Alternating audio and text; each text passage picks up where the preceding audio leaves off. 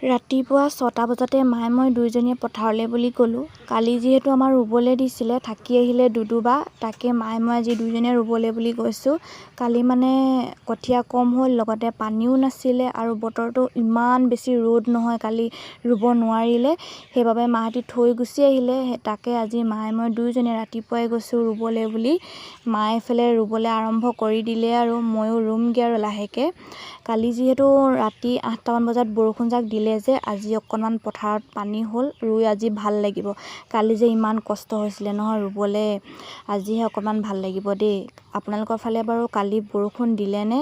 আমাৰ ইয়াত কালি অকণমানকৈ দিলে আৰু এইকেইদিন অলপ অলপকৈ যিহেতু দি আছে আজি দুদিনমানৰ পৰা, সেইবাবে মানে পথাৰখনত মানে মানুহবোৰে লাহেকৈ মানে ৰুবলৈ আৰম্ভ কৰি দিছে আৰু এইফালে মানে এতিয়াহে মানে অকণমান পথাৰখন ঢাক খাইছে, নহ'লে যে বৰষুণ নিদিছিলে যে তেতিয়া ইমান বেয়া লাগিছিলে নহয় পথাৰখন দেখি পিনে।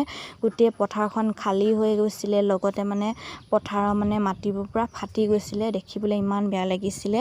এতিয়া বৰষুণ যাক দিয়াৰ পৰা ৰুবলৈ যিহেতু আৰম্ভ কৰি দিছে, এতিয়াহে ভাল লাগিছে। হ'লেও বাৰু চবেই ৰুব পৰা নাই, যিহেতু ভালকৈ পানী হোৱা নাই যে সেইবাবে।